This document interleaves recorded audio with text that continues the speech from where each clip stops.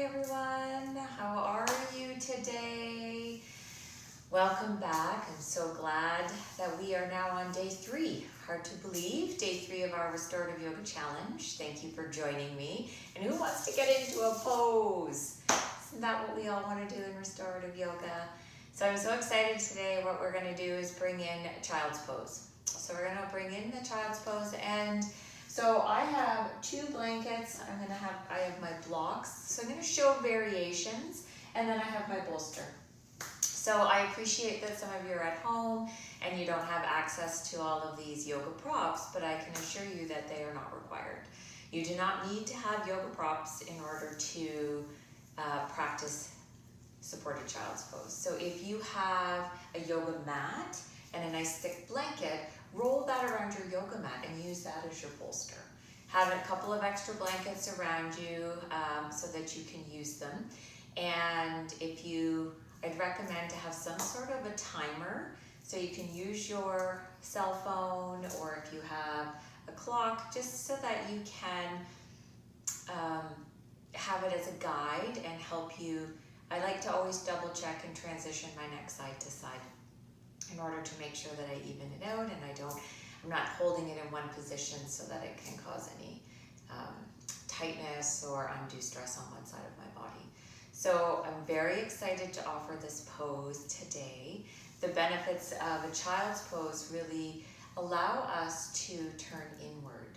So maybe as we start to move into this, you don't have to do it this second, we could bring in our intention or gratitude and allow us to land that into our heart before we come into the pose. And then as we're in the pose, it's coming into a pose that allows us to shut out the outside world. Really allows us just to quiet the mind, take away all the distractions that we face each and every day, to come inward and see what's going on, to take stock, to take measure, and just to begin to release things we may be carrying and not even realizing it, because life just happens so quickly. It also is a beautiful pose that brings length into the spine, and it helps open up our low back. So there's lots of benefits to the pose, so it's definitely one that I invite you to explore and try for maybe 10 minutes if you feel like you can, and if that's too long, then back it off and just try 5 minutes. So whichever is going to work for you, just allow it to be as it needs to be. So to set up the pose, what we're going to do, because this is, although I love the benefits of this pose, it may not always necessarily be my favorite pose. So, because sometimes my feet go to sleep.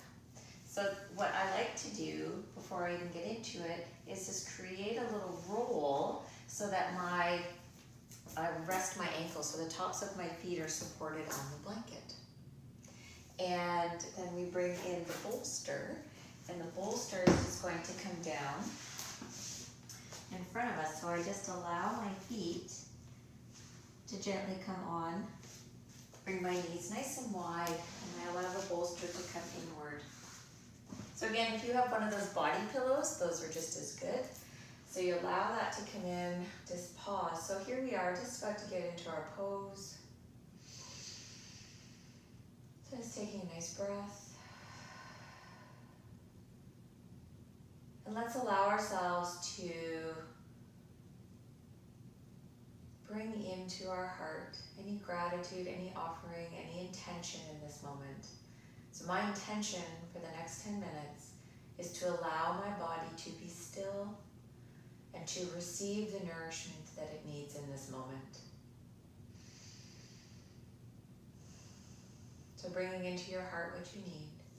And we have that bolster right, bringing it in between the legs. So I'm going to inhale to lengthen, and as I exhale, I just gently bring my arms down, and take my glasses off, and release my face down.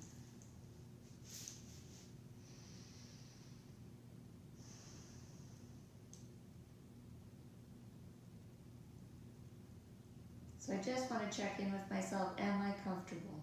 Am I feeling anything that is bothering me? And sometimes it feels like it's too much to come down. You can slide a block, a book, anything at all underneath the bolster or whatever you're using, your blanket, your pillow, and just have the head elevated a little so that it doesn't feel as much lengthening in the spine if it feels uncomfortable.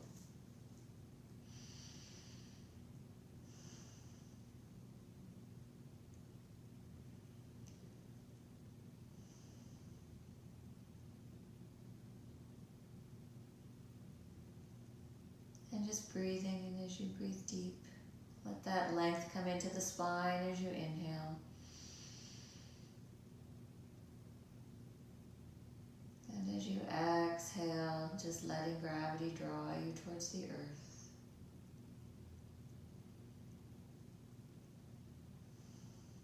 Drawing that awareness inward.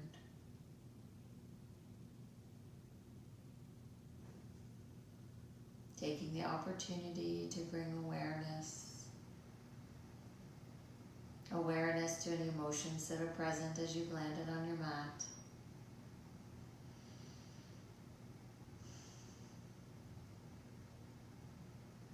Allowing yourself to let go if it's no longer serving you. Feeling that support and that love from Mother Gaia beneath you.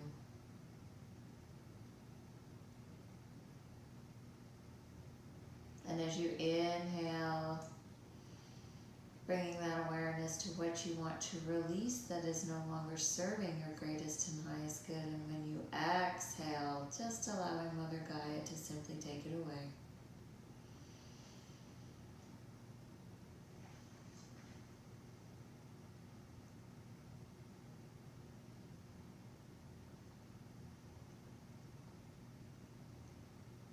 And that second blanket, if you're chilly, is just allow yourself to be wrapped in the warmth of another blanket.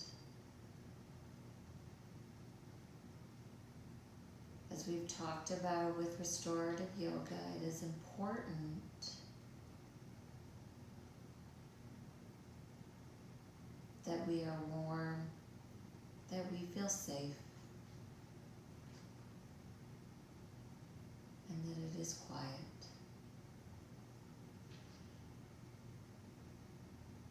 And if you can be in a space that is dark,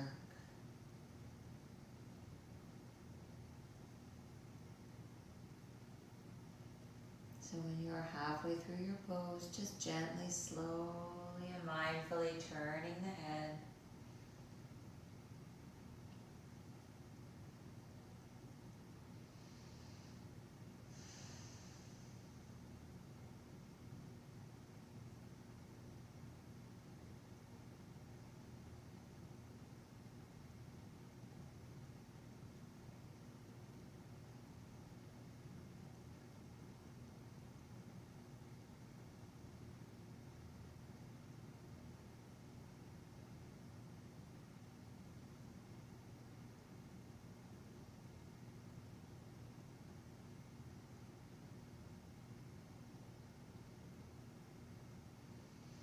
And when it is time to come out of the pose, just gently allow the forehead to come down first.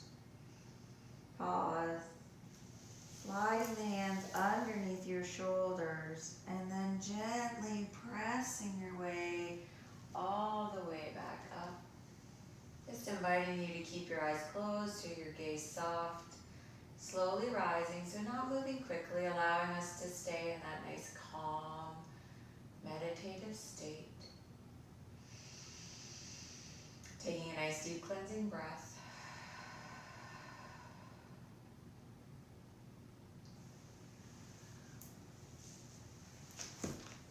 Taking that opportunity to reconnect to your intention, to however you started your pose.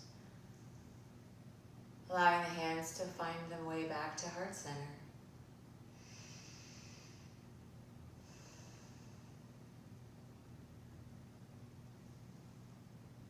Namaste.